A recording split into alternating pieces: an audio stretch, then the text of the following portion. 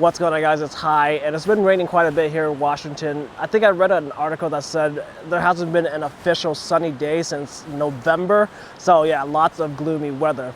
However, it looks like that gloomy streak is ending because this weekend we have a couple days of decent weather, and that's good for me because this year I plan to hike as much as possible, 52 hikes in a year. But you know, life happens, and I realize that sometimes I'm just not going to be able to hike. So the soft goal for right now is kind of 26 hike in a year, so about 2 a month. But again, life happens, and sometimes I'm just not going to be able to hike, like in January where I got nothing done. And then this weekend, there's like 4 days of straight, like I said, decent weather, so I'll be able to go out pretty much every day. So today we're in Capitol State Forest, southwest of Olympia and near the city of Elma. We are going to be doing the Porter Falls hike. I've obviously brought my camera gear, so hopefully we get some beautiful scenery and just enjoy life outdoors. With that said, let's get started with the hike.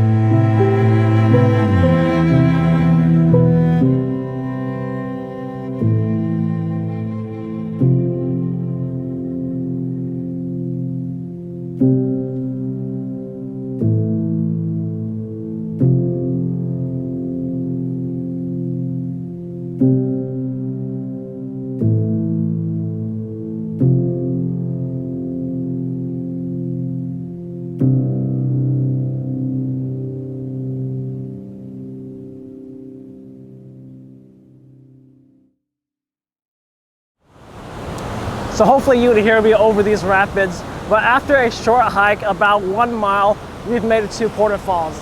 Prior to coming here, I did some research about this location just to see what it looked like. And the pictures were kind of everywhere. Some images showed that the falls were really small, and then some images made the falls look really grand and huge. On location, it's hard to say because the falls are really like a 10-15 foot drop, the main one, but it's really just a couple of slopes. It's nothing too really gigantic and grand. Aside from the falls themselves, I think what really adds to the scenery and makes it a little bit more special is all of these downed trees, all these fallen over, broken off trees. And it just, like I said, just really adds to the mood of everything. So I've gone ahead and set up my camera gear, and I'm going to try and make the best of this situation. To me, this location is really not the place to shoot wide angle at all, because like I said earlier, the falls are kind of small to start with. So if you shoot wide angle, it just really makes them look even smaller. So today I'm shooting with the 24-70 f2.8, and realistically I want to be at 70, but it's really impossible because at 24 I am just getting pretty much the entire falls, and it's just not ideal right now. Realistically, I want to be down there under this ledge, which is accessible, but right now is kind of sketchy because everything is extremely wet. If you slip, you're pretty much going straight down the river. You probably won't die if you're a good swimmer, but it's just not really something that I want to risk right now. As you can see, I've got my camera set up in vertical orientation to shoot a portrait photo, and that's because really everything is just tunnel view. It's a straight shot, and if I shoot in landscape orientation, I'm worried that it's going to add a lot of busyness. There's a lot of trees and a lot going on in the surrounding. So better to just shoot in portrait mode and just focus on the falls and the fallen trees themselves. Like I said earlier, it's been raining here quite a bit, and that's nice for photography because it really adds contrast to everything. But on the flip side, all that rain makes all the leaves and foliage wet, and that can add some glare to the image. So I'm going to go ahead and throw on my filter system and my polarizer. Here's what I'm looking at through my viewfinder, and let's see what effect this polarizer has on the scenery. The polarizer is currently at its minimum right now, and I'm going to slowly increase it and just look around the scenery, see how everything darkens up. Minimum. There it goes. All the trees get a little bit deeper, darker green. And then as we decrease the polarizer, it lightens back up. I'm just going to go ahead and darken it to where I think it looks best, which is about there. The next thing that we want to think about when shooting a subject like this is shutter speed. Do we want to use a fast shutter speed and freeze everything in place to show all the action and violence of the water? Or do we want to slow everything down, use a slower shutter speed, and get a more ethereal effect? I'm going to go ahead and shoot a photo with both fast and slow shutter speed. Try both, because really, what's the harm? I've made the trip to come all the way out here, might as well get all the options.